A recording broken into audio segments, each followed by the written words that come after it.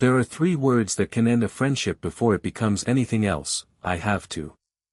Ren Castillo heard them from his roommate on a Tuesday night in October, standing in the doorway of their cramped apartment with a duffel bag over one shoulder and his father's name lighting up his phone screen for the 4th time that hour. I have to go home, Micah said. Just for the weekend. My dad needs help with the boatyard before the storm season starts. It should have been simple. 2 roommates, 1 small favor. Micah didn't want to make the 6-hour drive alone, not with the anniversary of his mother's death sitting in the middle of that weekend like a stone in his shoe. Ren said yes before he understood what he was agreeing to.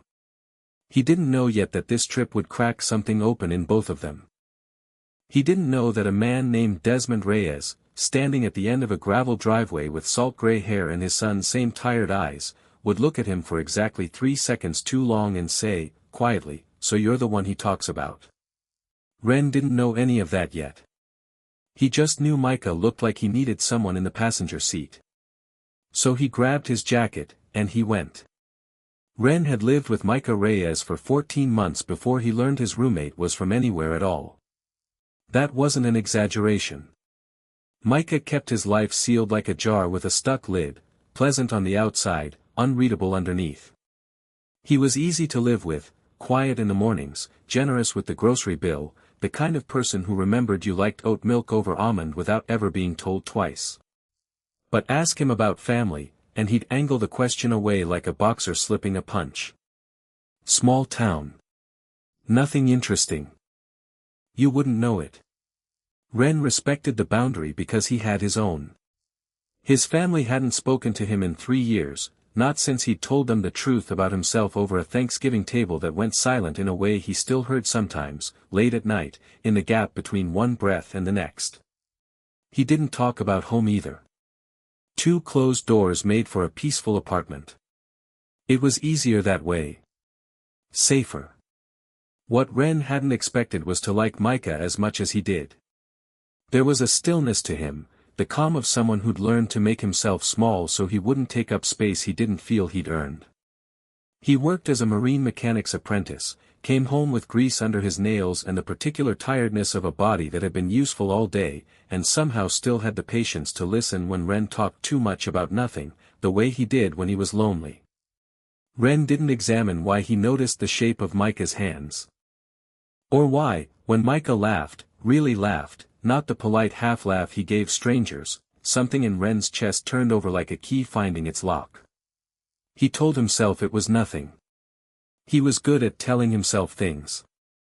Then came the Tuesday in October. Micah's phone rang 3 times before dinner, and each time he silenced it with a tightness around his mouth Ren had never seen before. When it rang a 4th time, Micah finally answered, walked into his room, and came out 10 minutes later with his duffel bag already packed. I have to go home, he said. Just for the weekend. My dad needs help with the boatyard before the storm season starts. Ren set down his fork. You're driving 6 hours alone tonight? I'll leave early tomorrow. You look like you haven't slept in a week. Micah's jaw tightened, not at Ren, but at something behind his own eyes. It's fine. It wasn't fine. Ren had lived with this man long enough to know the difference between fine and the version of fine people performed when they were bracing for something. He didn't know yet what waited in that town by the water. He only knew he didn't want Micah facing it by himself. I'll come with you, Ren heard himself say. Micah looked up, startled in a way that made him look, for just a second, much younger than 26. You don't have to do that. I know. Ren shrugged, aiming for casual and mostly succeeding. I want to. Something moved behind Micah's eyes, relief, maybe, or fear, or both tangled together the way they often were in people who'd learned not to expect help. Okay, he said softly. Okay. Thank you. Neither of them said anything else about it that night. But Ren noticed, packing his bag an hour later, that his hands weren't quite steady, and he didn't know if it was nerves about the trip or something else entirely, something that had been quietly building in that apartment for 14 months, waiting for a door to open. The drive out of the city took them through flat highway and then, gradually, into country that rose and folded until the road ran alongside cliffs and the gray glint of the sea. Micah drove with both hands on the wheel and said little, but it wasn't the closed-off silence Wren was used to. It was a silence full of things working themselves loose. 2 hours in, somewhere past a gas station with a faded mural of a whale on its side, Micah spoke without being asked. "My mom died 4 years ago this weekend," he said, eyes on the road. "Car accident. My dad's called me every year on the anniversary and I've never gone back for it. I always find a reason." Wren didn't reach for him. He'd learned, from his own grief, that the worst thing you could do to someone mid-confession was smother it with sympathy before it finished coming out. He just said, "And this year you couldn't find one. This year he asked me to help with the boatyard, and I realized I was tired of running out of excuses." Micah's knuckles were pale on the wheel. "I don't know how to be in that town without her in it." "You don't have to know how. You just have to be there." Micah glanced sideways at him, something unguarded in his face. "You're better at this than you think." "At what?" "Saying the thing that actually helps instead of the thing that sounds nice." Wren looked out the window so Micah wouldn't see what that did to him. "I've had a lot of practice needing someone to say the right thing and getting the wrong one instead." "Your family?" It was the first time in 14 months either of them had asked the other directly. Wren felt the question land somewhere tender. He could have deflected, old habit, reliable exit. Instead he found himself saying, "I came out to them 3 years ago. Thanksgiving, if you want the details to be extra dramatic. My mother left the table. My father hasn't called me since." He kept his voice even, practiced. "So. We're both driving toward complicated family things this weekend, I guess." Micah was quiet for a moment. "I'm sorry." "Don't be. It taught me who to keep around." Wren risked a look at him. "You're on that list, by the way. In case that wasn't clear." Something shifted in the car, not dramatic, not a movie moment with swelling music, just a small and real thing, like a hand finding another hand in the dark and staying there. Micah's mouth curved, not quite a smile, more like the beginning of one that he was still deciding whether to trust. "Good," he said. "Same." They didn't say much else for the next hour. But the silence had changed shape. It wasn't two closed doors anymore. It was something with a little more give in it. The town was smaller than Wren expected, a scatter of clapboard houses along a harbor, boats racked up for the season, the smell of salt and diesel thick in the air. Micah's directions grew quieter and more precise the closer they got, like a man counting down to something. The house sat at the end of a gravel driveway, weathered shingle gray, with a porch light already on though the sun hadn't fully set. A man stood beside a stack of lobster traps, and even from the car, Wren could see the resemblance, the same set of the shoulders, the same watchful stillness Micah wore like armor. Desmond Reyes didn't rush toward the car. He waited, hands in his jacket pockets, and when Micah stepped out, there was a pause between them that held 4 years of unanswered calls. "You came," Desmond said. "I came," Micah answered. They hugged the way men who love each other but don't have the language for it hug, quick, firm, a hand clapped twice on the back like punctuation. When they separated, Desmond's eyes moved to Wren, standing awkwardly by the passenger door with his bag still over his shoulder. "And who's this?" "My roommate. Wren." Micah's voice had a careful evenness to it, the same tone Wren recognized from his own rehearsed introductions back when he still tried to explain himself to people who might not want the whole truth. "He drove up with me." Desmond studied Wren for 3 seconds too long, long enough that Wren felt it in his spine, and then something in the older man's face softened, unreadable but not unkind. "So you're the one he talks about," Desmond said quietly. Micah went still. "Dad. Come in before the bugs find you," Desmond said, already turning toward the house, as if he hadn't just dropped something enormous into the yard between them and walked away from it. Wren followed, Heart thudding in a way that had nothing to do with the 6-hour drive. The one he talks about. He turned the words over as he stepped onto the porch, unsure whether to hope for what they might mean or brace for it. Inside, the house smelled like wood smoke and old books. Photographs lined the hallway, Micah as a gap-toothed boy on a dock, a woman with Micah's same soft eyes laughing at something off camera, the three of them once, whole. Ren slowed in front of one photo without meaning to, and Desmond, passing behind him with an armful of firewood, paused. That's Elena. My wife. A beat. Micah's mother. She has his smile, Ren said before he could stop himself. Desmond's eyes flicked to him, something complicated moving across his weathered face. He hasn't smiled much like that since she passed. He didn't say the rest of the sentence, but Ren heard it anyway, until now, maybe. Micah appeared in the hallway, cheeks faintly pink, clearly having heard enough of that exchange to be embarrassed by it. Dad, can you not?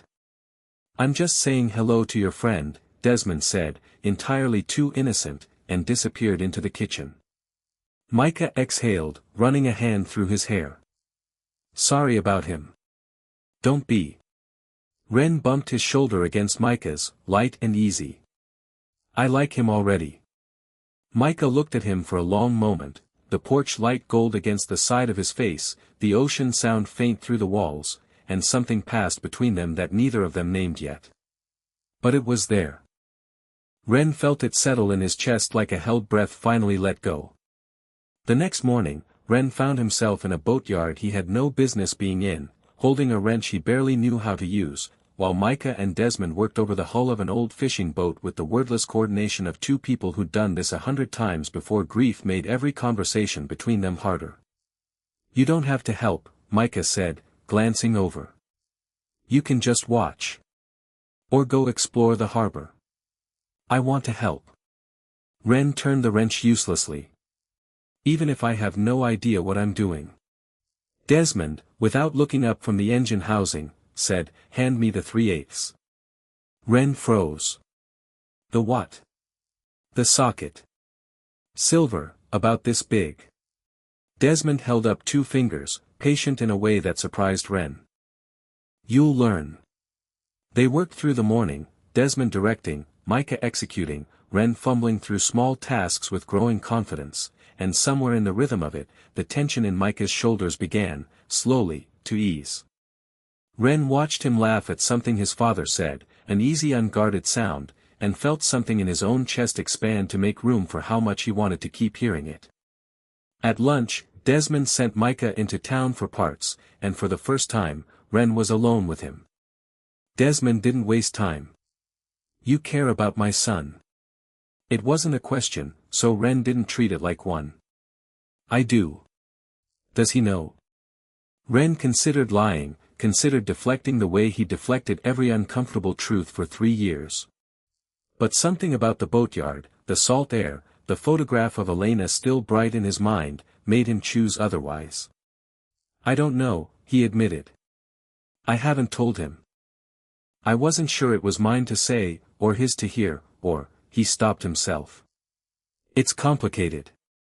Desmond wiped his hands on a rag, considering him with the same unreadable patience he'd shown all morning. You know what's not complicated? A man driving 6 hours to sit through his best friend's hardest weekend without being asked twice. He nodded toward the harbor, where Micah's truck was just turning back up the road. That's not complicated. That's just love, wearing a nervous face. Ren's throat tightened. Does that not bother you? What I might be, to him. Desmond was quiet for a long moment, long enough that Ren feared he'd overstepped. Then the older man said, low and rough, I had a brother once. Younger than me. He left this town at 19 because he was terrified of what it would do to him if he stayed and let anyone find out who he really was. He looked out at the water. I never told him it wouldn't have mattered to me. I was too proud, too slow, too scared of what other people in this town would think. He died 11 years ago, and I never got the chance to tell him I was wrong. His eyes came back to Ren, wet but steady. I don't intend to make that mistake twice. Not with my own son. Ren didn't know what to say. He didn't have to. Micah's truck pulled into the yard, and Desmond straightened, wiping his eyes quickly with the back of his wrist before his son could see, and picked the wrench back up like nothing had happened. But something had. Ren felt it, a door that had been locked for a very long time, quietly swinging open. That evening, restless with everything the day had stirred loose in him, Ren walked down to the harbor alone. The tide was going out, leaving dark ribbons of wet sand between the rocks, and the sky had gone the particular bruised purple of a coastal dusk. He found Micah already there, sitting on an overturned crate at the end of the dock, staring at the water. "Hey," Ren said, sitting beside him. "Hey." Micah didn't look over. "Tomorrow's the day. The actual anniversary." "I know. I keep thinking about the last thing I said to her." Micah's voice was thin, stretched. "We argued, the morning before the accident. Stupid thing, I don't even remember what it was about anymore. And then she was gone, and I never got to fix it, and I've spent 4 years being furious at myself for wasting the last conversation we ever had on something that didn't matter." Ren didn't offer platitudes. He'd learned, in his own grief over the family he'd lost in a different way, that platitudes were just noise dressed up as comfort. Instead he said, "You were 19.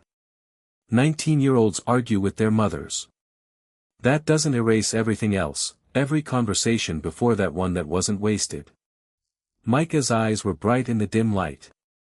"I keep running from this place because being here makes it real that she's gone. But not being here doesn't make her any less gone. It just makes me alone with it." "You're not alone with it tonight," Ren said quietly. Micah finally turned to look at him, and whatever he saw in Ren's face made something in his own expression crack open, the careful composure he wore like a second skin finally slipping. "Why did you really come with me this weekend, Ren?" The question sat between them, heavy with everything neither of them had said in 14 months of careful proximity. Ren thought of Desmond's words in the boatyard, "Love," wearing a nervous face, and decided, for once, not to run from a hard truth. "Because I didn't want you to be here alone. And because," his voice caught.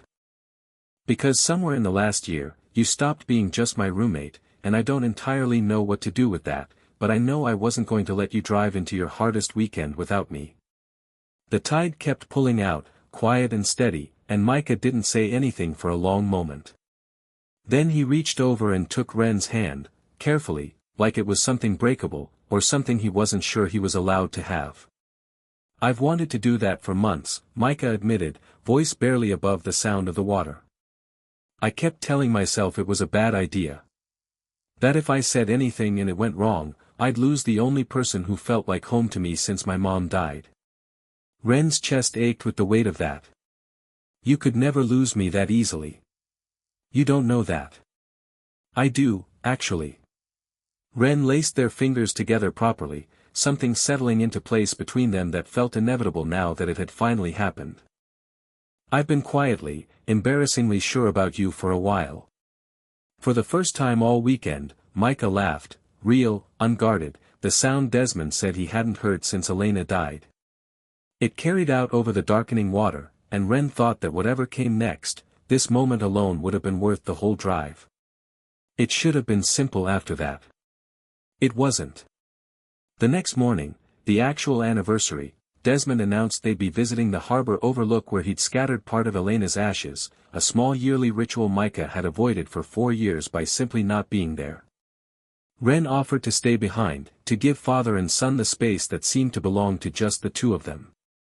But Micah asked him to come, and something about being asked, rather than assumed into, made Ren's throat tighten. The overlook was a cliff above the harbor, wildflowers pushing up between the rocks, the whole gray sweep of the sea laid out below. Desmond stood at the edge with a small wooden box he'd clearly carried up this path many times alone, and for the first time all weekend, his composure cracked entirely. "I miss her every single day," he said, "to the water, to no one, to all of them. And I've spent 4 years mad at this town for taking her, and mad at myself for not being able to say the things I should have said to my own brother before it was too late, and I swear to God I am not going to make that mistake again. He turned, and his eyes found Micah's, then moved, deliberately, to Ren. I see you. Both of you. And whatever this is, his hand gestured, rough and unpracticed, at the space between them, I am not going to lose either of you to my own silence. Not after everything else I've already lost. Micah's composure broke entirely then, grief and relief tangled together, for years of held breath finally released. He crossed the space to his father and they held each other at the edge of that cliff, the ocean roaring quietly below, while Ren stood a respectful distance away, throat too tight to speak. But even in that healing moment, something else was surfacing in Ren, something he'd been avoiding since the moment they left the city. His phone had buzzed twice that morning. Both times, the same name lighting the screen. Dad. His father, who hadn't called in 3 years. Calling now, of all weekends, as though grief had a way of summoning itself in parallel across every family within reach. Ren didn't answer. He put the phone back in his pocket and told himself it could wait. He didn't yet know it couldn't. That night, after Desmond had gone to bed and the house had settled into its old wood quiet, Ren sat on the porch steps with his phone in his hands, staring at the missed calls like they might rearrange themselves into something less frightening. Micah found him there. You've been weird since the overlook. Ren considered deflecting. Old habits ran deep, and 3 years of practiced silence didn't dissolve in one weekend, however good it had been. But he thought of Desmond's confession on the cliff, of a brother who died before an apology could reach him, and something in Ren refused to let that particular kind of regret take root in his own life without a fight. My father's been calling, he said. Twice today. Do you know why? No. We haven't spoken in 3 years. Not since I told them the truth. Ren's hands were unsteady around the phone. I don't know what to do with it. Part of me wants to throw the phone in the harbor and pretend it never rang. And the other part?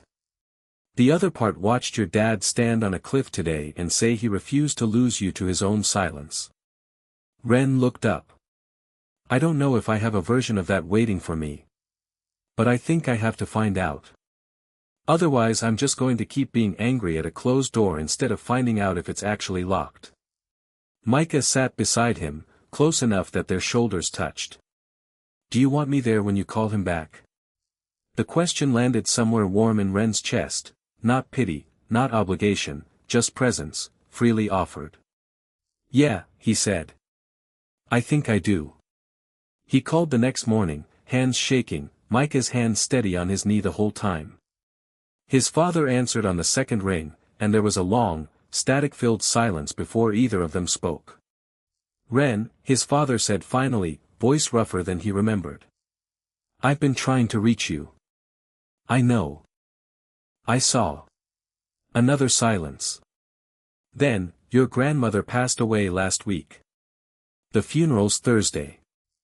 I know we haven't spoken, and I know I don't deserve to ask you for anything after how I handled things. But she asked about you. Before she went. She asked if you were happy. Ren's eyes stung, unexpected grief for a grandmother he hadn't been allowed to say goodbye to layering itself over 3 years of a different kind of loss. What did you tell her? I told her I didn't know. His father's voice cracked, just slightly, in a way Ren had never heard from him before. I've had some time to think, this past year. About what I said to you. About what I lost by saying it. A breath, ragged and real. I was wrong, Ren. I don't know if it's too late to say that, but I needed you to hear it. It wasn't a full repair. It wasn't 4 years of hurt dissolving into nothing. But it was a door, cracked open where Ren had believed it welded shut, and he sat there on Desmond Reyes's porch, Micah's hand steady on his knee, and let himself feel, for the first time in 3 years, the smallest possibility of home. They stayed one more day than planned. Desmond didn't ask why, just set 2 extra places at the table and let the silence around the topic be a kindness instead of an evasion. On their last morning, Ren found Desmond alone in the boatyard, running a hand along the hull of the boat they'd spent the weekend repairing. "You're leaving today," Desmond said, not looking up. "This afternoon." Desmond was quiet for a moment, then reached into his jacket and pulled out a small photograph, worn soft at the edges. It was a young man, dark-haired, laughing at something out of frame, handsome in a way that made the resemblance to Micah unmistakable even across a generation. "My brother. Theo." Desmond held it out, and Ren took it carefully. "I want you to have this. Not because I'm giving up his memory, because I want somebody in this family to carry him forward the right way. Somebody who'll remember he mattered, even if I didn't say it in time." Ren's throat tightened. "I'll take care of it.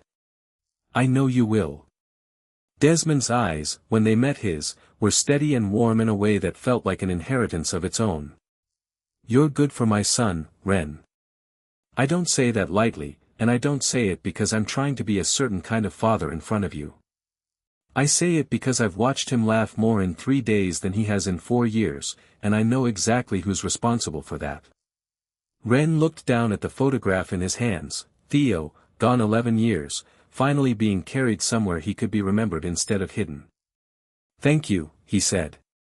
"For all of it. For letting me in. Thank you for driving my son home," Desmond said simply. "In more ways than one." The road home felt different than the road out. Same highway, same cliffs falling away to the sea, but everything inside the car had shifted, lighter, unlocked, honest in a way neither of them had let themselves be before this weekend. Somewhere past the gas station with the faded whale mural, Micah reached over and took Ren's hand off the console without looking away from the road, like it was the most natural thing in the world, like he'd been doing it for years instead of days.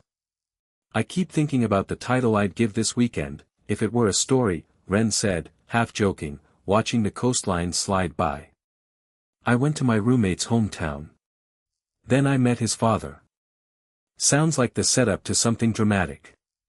Micah huffed a laugh. "And what would the story actually be about?" Ren considered it: the boatyard, the overlook, the phone call on the porch steps, Desmond's photograph now tucked safely in his bag. "I think it'd be about 2 people who were so scared of being left that they never let anyone all the way in. And then one weekend, by accident, they did anyway. And it turned out the door wasn't as locked as they thought." Micah's thumb moved gently over Ren's knuckles. "I like that ending." "It's not really an ending," Ren said, watching him, watching the road, watching the whole unclaimed distance of everything still ahead of them. "I think it's more like the part where the story actually starts." Micah glanced at him, a real smile, unguarded, the one his father said he hadn't seen in 4 years, and Ren thought that whatever waited for them back in the city, in the small apartment with 2 bedrooms that might, eventually, need to become one, they would face it the way they'd faced this weekend, together, honestly, without running. The sea stayed with them for another hour before the road turned inland, and neither of them let go of the other's hand the whole way home.